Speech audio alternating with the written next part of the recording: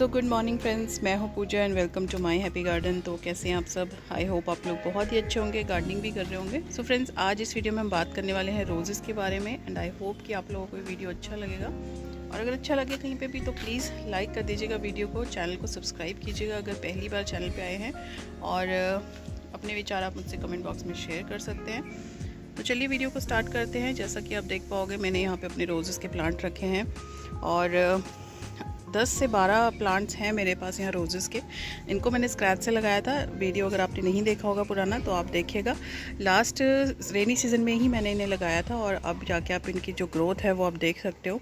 काफ़ी बड़े हो गए हैं, ये 3-3 फुट के हो गए हैं ऑलमोस्ट, और ग्रोथ इन्होंने काफ़ी अच्छी ले ली। समर्स में भी इन पर फ्लावरिंग आती ही रही है। हालांकि फ्लावर्स का साइज़ थोड़ा छोटा रहता है क्योंकि ऑफ कोर्स ये इंग्लिश रोज़ हैं तो सर्दियों में ही अच्छे ग्रो करते हैं, बट इनकी ग्रोथ तो अभी भी अच्छी ही है।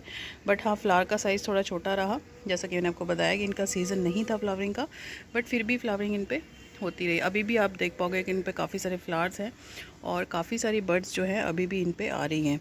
तो आज इस वीडियो में मैं आप लोगों से इनकी कुछ बेसिक केयर टिप्स शेयर करने वाली हूँ। आई होप आप लोगों को पसंद आएंगी। आपको अगर अच्छी लगें तो आप ज़रूर मुझसे कमेंट बॉक्स में शेयर कीजिएगा। बहुत ज़्यादा मेहनत नहीं करनी, बट अगर आपको रोज़ेज़ लगाने हैं, और काफ़ी बार ऐसा होता है कि हम रोज़ेज़ लगाने में फ़ेल हो जाते हैं, मेरे साथ भी ऐसा हुआ है। ये बिल्कुल नेचुरल है। अगर आप फर्स्ट टाइम ट्राई कर रहे हैं या सेकेंड टाइम ट्राई कर रहे हैं, क्योंकि पहले पता ही नहीं लगता कि एक्चुअल में हुआ क्या। एक दिन आप देखते हैं आपका रोज़ का पौधा बहुत अच्छा चल रहा होता है और नेक्स्ट डे आप देखते हो तो वो बिल्कुल से डेड हो जाता है, पत्तियाँ उसकी पीली पड़ के गिर जाती हैं। तो ये सारी चीज़ें होती हैं स्टार्टिंग में। मैंने भी ये सारी चीज़ें फ़ेस की हैं, बट नाउ आई नो कि क्या प्रॉब्लम आ सकती है और उसे कैसे डील करना है। तो वही चीज़ें मैं आप लोगों से इस वीडियो में आज शेयर करूँगी और उम्मीद करती हूँ कि ये वीडियो आप लोगों के लिए हेल्पफुल रहेगा। तो फ्रेंड्स, सबसे पहले हम बात करते हैं कि किस तरीके के कंटेनर की रिक्वायरमेंट इसको रहती है, किस तरीके के कंटेनर में आप इसे लगा सकते हैं। देखो, वैसे तो आप हर तरह के कंटेनर में, मतलब कि सीमेंट के गमले में, प्लास्टिक के गमले में, या फिर आप इसे मिट्टी के गमले में भी लगा सकते हो। लेकिन अगर आपको बेस्ट रिजल्ट्स चाहिए तो आपको इसको मिट्टी के पॉट में लगाना चाहिए। जैसा कि आप देखोगे, मैंने अपने क्ले के पॉट्स में ही इनको लगाया हुआ है। उसके बाद सेकंड नंबर पे प्रेफरेंस आएगी सीमेंट के पॉट्स की, एंड थर्ड नंबर पे प्रेफरेंस आएगी प्लास्टिक के पॉट्स की।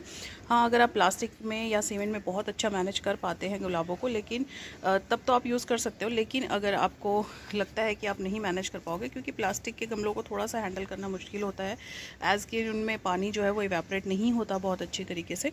तो अगर आपको लगता है कि आप नहीं मैनेज कर पाओगे तो आप फिर मिट्टी के गमले का ही चुनाव करें, या फिर आप रोज़ेज़ लगाने में एक बिगिनर हो तो मिट्टी के गमले से ही शुरुआत करनी चाहिए। और दूसरा है कि अगर आपको इंग्लिश रोज़ लगाने में प्रॉब्लम आ रही है तो आप देसी वैरायटी से शुरू कर सकते हो। ये मेरा देसी वैरायटी का गुलाब है जिसमें कि बड्स आ रही हैं, यहाँ पे भी आप देख पाओगे। तो देसी वैरायटी अगर आप बोल के लोगे तो नर्सरी में आपको बहुत सारे प्लांट्स मिल जाएंगे। आपको रेड कलर में भी मिल जाएगा, ये वाइट या पिंक में भी मिल जाएगा। तो ये आप नर्सरी से कलेक्ट करके ला सकते हो।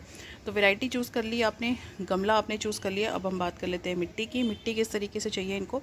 मिट्टी इसकी वेल ड्रेन बनानी होगी। काफ़ी लोगों ने इसको सिर्फ खंगर में भी लगाया है। खंगर जो है एक वेस्ट मटेरियल होता है, आप इस पर ज़्यादा रिसर्च कर सकते हो। बट आपको अगर आप एक बिगिनर हैं तो आपको मिट्टी से ही शुरुआत करनी चाहिए।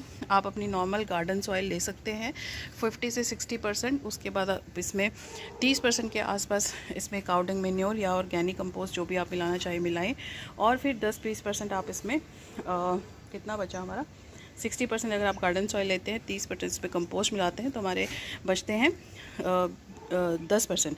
तो 10% जब हमारा बच जाएगा तो उसके लिए आप इसमें, या अगर बहुत ज़्यादा गर्मी है तो कोकोपीट मिला सकते हैं, नहीं तो आप इसमें सैंड मिला सकते हो जो कि रेत होती है। तो ये मिला के आप इसका मिक्सचर तैयार करके अपने पौधे उसमें लगा सकते हो। तो बेस्ट सीज़न है कि आप बरसात में लगाएं पौधा। अभी भी अगर आप चाहें तो नर्सरी से रोज़ेज़ लेके आ सकते हैं, अगर आपके आसपास की नर्सरी में रोज़ अवेलेबल हो, या फिर आप कटिंग से भी लगाने की ट्राई कर सकते हैं। कटिंग ले सकते हैं, अगर आपको अपने आसपास से अरेंज करना आसान रहता है तो आप कटिंग्स लेके आइए उनकी और लगा सकते हैं आप कटिंग से भी इसको। तो चलिए, हमने पॉट का सिलेक्शन कर लिया, हमने प्लांट का सिलेक्शन कर लिया, मिट्टी की बात हमने कर ली। उसके बाद हम बात करते हैं इसमें फ़र्टिलाइज़र कैसे डालना है। फ़र्टिलाइज़र ये हैवी फीडर्स होते हैं, तो हैवी फीडर्स होने के साथ साथ आप इनके साथ कंपेनियन गार्डनिंग नहीं कर सकते। कंपेनियन गार्डनिंग मतलब कि इसके साथ आप दूसरा पौधा इसके गमले में नहीं लगा सकते। मतलब कि अगर आपने लगा भी दिया तो प्रॉब्लम ये होगी कि ये हैवी फीडर्स होते हैं, इनको बहुत ज़्यादा न्यूट्रिशन की ज़रूरत पड़ती है। तो अगर आपने कोई दूसरा पौधा इनके साथ लगाया है तो वो इनकी न्यूट्रिशन लेता रहेगा और फिर आपके रोज़ेज़ के लिए कमी पड़ जाएगी। रोज़ेज़ को राजा कहा जाता है फूलों का, तो इसके फूलों के फिर वो राजा वाले नखरे भी हैं। तो कोशिश करिएगा कि जिस भी पॉट में आप इसको लगाएं और कोई पौधा इसके साथ इस पॉट में ना लगाएं। तो जब ये फ्लावरिंग सीज़न पे हो, एवरी 15 डेज़ इसमें आप कोई ना कोई कंपोस्ट, बोन मील या फिर वर्मी कंपोस्ट ऐड करें तो ये अच्छे चलते रहेंगे आपके। आप इसमें घर से ही ली हुई कुछ चीज़ें डाल सकते हैं, जैसे कि आप कॉफ़ी इसमें यूज़ कर सकते हो। आप इसमें चाय की पत्ती जो होती है हमारी, उसे हम यूज़ करते हैं। जैसे चाय हमने बना ली, छान ली, उसके बाद आप उसको पत्ती को सुखा के धूप में, वो आप इसकी मिट्टी मिक्स कर सकते हो। उसमें नाइट्रोजन की मात्रा अच्छी रहती है, माइक्रो न्यूट्रिएंट्स होते हैं और उसके साथ साथ उसमें वो एसिडिक भी होती है। तो कॉफ़ी और जो चाय की पत्ती है वो एसिडिक बनाती हैं इसकी मिट्टी को, क्योंकि इनको एसिडिक मिट्टी ही थोड़ा ज़्यादा पसंद होती है। तो इस तरीके से फर्टिलाइजिंग आप कर सकते हैं। अगर ये ग्रोइंग सीज़न में नहीं है तो आप वंस इन अ मंथ इसमें ऐड कर सकते हैं, जो भी आपने इसमें मैन्योर डालना है। उसके बाद देखिए इसकी कुछ बेसिक केयर टिप्स और हैं। ये तो हमने बिल्कुल बेसिक बात की कि किस तरीके से लगाना है इसको।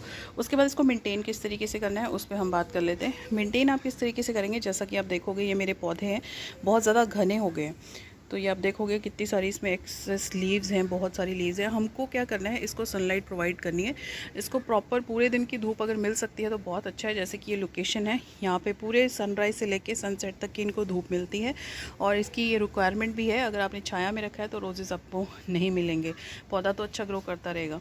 तो अगर आपको रोजेज़ चाहिए तो इसकी सनलाइट की रिक्वायरमेंट को ध्यान में रखते हुए इसको लगाएँ। ऐसी जगह पर प्लेस करें जहाँ पर इसको प्रॉपर सनलाइट मिल सके। उसके बाद हमारी कोशिश ये होनी चाहिए कि जो सनलाइट है वो इसके चारों तरफ से, मतलब इसके प्लांट को मिले। इसकी जो स्टेम्स हैं इसके चारों तरफ, मतलब कि धूप इसको हर जगह से मिलनी चाहिए, क्योंकि इसमें वायरस वगैरह का अटैक काफ़ी ज़्यादा रहता है, पेस्ट का अटैक भी रहता है। तो अगर आप उससे अवॉइड करना चाहते हैं तो धूप से उससे थोड़ा सा मैनेज करने में हेल्प मिल सकती है। तो कोशिश करें कि आप इसको फुल सनलाइट में रखें। और जैसे आप देखोगे इस तरीके से पत्तियों का झुंड बना हुआ है, ये देख रहे हो आप। तो ये पत्तियाँ क्या करेंगी, ये सनलाइट को ब्लॉक करेंगी। तो आपको एक्सेस लीव्स हटा देनी है। जो भी आपको पुरानी लीफ लगे, जो कि लगे लीफ आपको ख़राब हो रही है, जो थोड़ी काली पड़ रही है, पीली पड़ रही है, वो सब एक्सेस लीव्स आप हटा दें। आराम से लग के मैं हटाने लगूँगी तो मुझे पूरा आधा घंटा लग जाएगा इन सारे पौधों की लीव्स एक्सेस हटाने में, जो कि करना ही है। तो एक्सेस लीव हटाने से क्या होगा कि वहाँ पे प्रॉपर सनलाइट जाएगी, फंगस वगैरह कम पड़ेगी आपके पौधों में, और फिर आपके जो पेस्ट हैं वो भी कम लगेंगे, क्योंकि स्पाइडर माइट्स भी इस पर काफ़ी अटैक कर देती है, एफिड्स अटैक कर सकते हैं। तो इस तरीके से आपको इनको सेव करना है। मीली बग्स उतना अटैक नहीं कर पाते, क्योंकि मीली बग्स को काटो, वो एक्चुअली वो पौधों पे ऐसे चलते हैं ना। स्पाइडर माइट तो ऐसे वो अपने जाल बना के आ जाती है, बाकी पेस्ट उड़ के आ जाते हैं। बट वो मीली बग को क्या होता है कि वो क्या कांटों की वजह से उसको डंडियों पे चलने में थोड़ी सी प्रॉब्लम रहती है। तो मीली बग से थोड़ा सा सेफ़ रहता है ये, बट बाकी पेस्ट इसमें काफ़ी सारे अटैक कर सकते हैं। तो इसके लिए आपको प्रॉपर से इसमें नीम ऑयल का स्प्रे भी करना होगा, जैसे कि हमने बात की कि एक्सेस पत्तियां हटा दें आप इसकी। और कोशिश करें कि अपने गमले की डायरेक्शन भी इस तरीके से बदलते रहें, ताकि उसको चारों तरफ से धूप लगती रहे। तो पेस्ट के लिए आपको यह है कि वंस इन अ वीक या फिर 10 दिन में ज़रूर से आप इसका नीम ऑयल इस पर स्प्रे करें, नीम ऑयल जो लिक्विड सोप के साथ, ताकि ये पेस्ट फ्री रहें आपके। बहुत जल्दी ख़राब भी हो जाते हैं, तो इसलिए आपको ये ध्यान रखना होगा।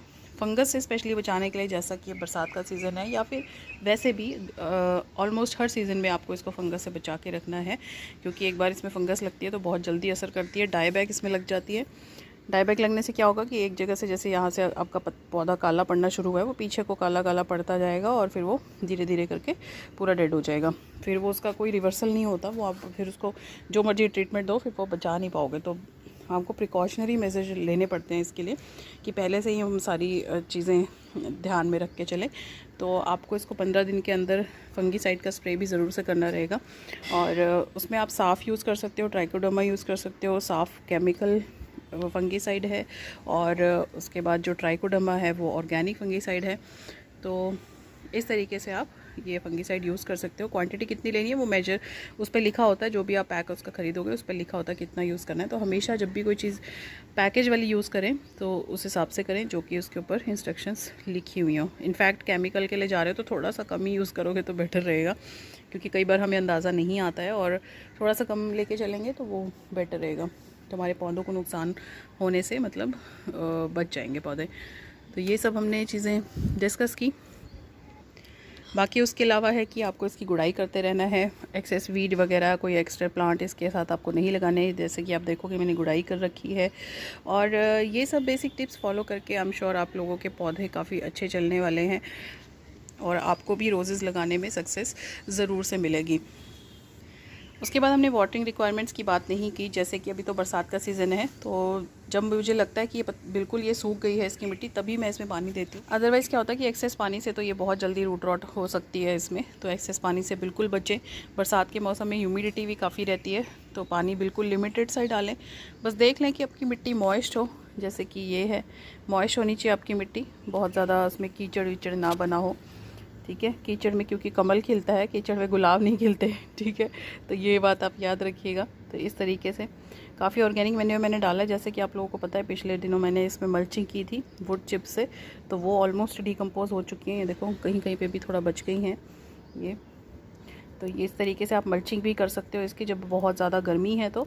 और अगर जैसे अब तो मौसम ठीक हो गया तो अब कोई मल्चिंग की ज़रूरत नहीं है, तो अब ज़रूरत पड़ेगी जब बहुत ज़्यादा ठंड पड़ेगी। ठंड इन द सेंस कि जैसे जनवरी में पाला पड़ता है ना, फॉग पड़ती है एक्सेस, तो वो उसकी रूट्स को प्रोटेक्ट करने के लिए हमें फिर उससे तो एक्सेस ठंड से प्रोटेक्ट करने के लिए हमें मल्चिंग की ज़रूरत पड़ती है। तो गर्मियों में आप मल्चिंग कर सकते हो वुड चिप से, या फिर आप इसकी कोकोपीट से भी मल्चिंग हो सकती है। कोकोपीट की आप लेयर बिछा दीजिए ऊपर, उससे भी मल्चिंग कर सकते हो गर्मियों के लिए। और सर्दियों के लिए हम जो काम में लेते हैं वो हमारे ड्राई फ्रूट्स के छिलके या फिर हम मूंगफली के छिलके यूज़ करते हैं। तो लास्ट टाइम मैंने मूंगफली के छिलकों से इसकी मल्चिंग की थी और वो देखने में बहुत सुंदर लगते हैं उसके बाद। सो फ्रेंड्स, इस तरीके से आपको काफ़ी सारी चीज़ों का ध्यान रखना है। अगर आप रोज़ेज़ लगाना चाहते हैं, आपको इसमें कंटेनर कौन सा चुनना है वो आपको देखना पड़ेगा, प्लांट कौन सा लेना है, कौन सी वैरायटी का रोज़ लगाना चाहते हैं वो आपको देखना पड़ेगा। इसकी सैंड जो है मिक्स, आपको सॉइल मिक्स जो है आपको इसका काफ़ी अच्छा बनाना पड़ेगा, वेल ड्रेन बनाना पड़ेगा। सनलाइट की रिक्वायरमेंट्स ध्यान में रखनी होंगी, मैन्योर की रिक्वायरमेंट्स को ध्यान में रखना होगा। उसके साथ साथ आपको देखना होगा कि सनलाइट भी इसको प्रॉपर मिले। उसके बाद आपको ध्यान रखना है कि आप इसके पॉट को किसी और पॉट के साथ, किसी और प्लांट के साथ शेयर ना करें। अकेला इसको लगाया है जिस पॉट में, उस पॉट में इसी को रहने दें। टाइम टू टाइम इसमें आपको फंगीसाइड भी यूज़ करना पड़ेगा। इसमें आपको मल्चिंग का भी ध्यान रखना होगा, मल्चिंग भी कर सकते हैं आप। एंड पेस्ट वगैरह से आपको इसमें फिर प्रॉपर से नीम ऑयल भी स्प्रे करना रहेगा वंस इन अ वीक, या फिर वंस इन अ 10 डेज़ और 5 डेज़, जैसा भी आपको कंफर्टेबल लगता है अपने प्लांट्स के साथ, उसकी रिक्वायरमेंट्स के हिसाब से। तो हमारे यहाँ वैसे सर्दियों का सीज़न होता है रोज़ेज़ का, यहाँ पे रोज़ फेस्टिवल भी लगता है चंडीगढ़ में। आपके वहाँ कौन सा सीज़न होगा रोज़ेज़ का वो आप थोड़ा सा रिसर्च करेंगे, अपने आसपास देखेंगे तो आपको पता चल जाएगा। आपके पास नर्सरी में भी आसपास पौधे अवेलेबल होंगे रोज़ेज़ के तब, क्योंकि जब सीज़न होता है तो सीज़न के टाइम पे हमें नर्सरी में काफ़ी सारे नए पौधे देखने को मिलते हैं। तो ये सारी टिप्स फॉलो करके आप बहुत अच्छे रोज़ेज़ ग्रो कर सकते हो। सो फ्रेंड्स, आई होप ये सारी टिप्स फॉलो करके आप अपने गार्डन में काफ़ी अच्छे रोज़ेज़ लगा पाओगे। और वैसे सुनने में ज़्यादा लग सकता है, बट ये जनरल टिप्स ही हैं जो कि हम काफ़ी सारे पौधों पे अप्लाई करते हैं। ये सारे ही पौधों पे तकरीबन आप अप्लाई कर सकते हो, क्योंकि हमें पता है कि हमें पैसे भी बचाने हैं, पौधे को मिट्टी भी अच्छी बनानी है, उसकी थोड़ी टेक केयर भी करनी है, मेंटेनेंस करनी है, फंगीसाइड भी यूज़ करना है। तो ये सारी चीज़ें ही अगर आप अपने, हाँ मतलब कुछ प्लांट ऐसे हो सकते हैं कि जिनमें थोड़ा सा आप लीनियंसी दिखाते हुए थोड़ा सा अवॉइड करो चीज़ों को कि चलो छोड़ो आज रहने देते हैं, बट रोज़ेज़ के साथ ऐसा नहीं है। रोज़ेज़ के साथ आपको टाइम टू टाइम ये चीज़ें करनी ही होंगी अगर आप अच्छे रोज़ेज़ चाहते हैं तो, नहीं तो आपको बहुत अच्छे रिज़ल्ट रोज़ेज़ में देखने को नहीं मिल सकते। स्पेशली हम बात करें अगर इंग्लिश रोज़ की, तो ये सारे टिप्स फॉलो कीजिए। आई होप आप लोग भी बहुत अच्छे रोज़ेज़ अपने गार्डन में उगा पाएंगे। और आपको ये वीडियो अच्छा लगा हो तो प्लीज़ मुझसे कमेंट बॉक्स में शेयर कीजिएगा। जल्दी ही नए वीडियो में मिलेंगे, तब तक के लिए stay happy, stay blessed, keep gardening. Thank you so much for watching. Next video में मिलते हैं। Bye bye.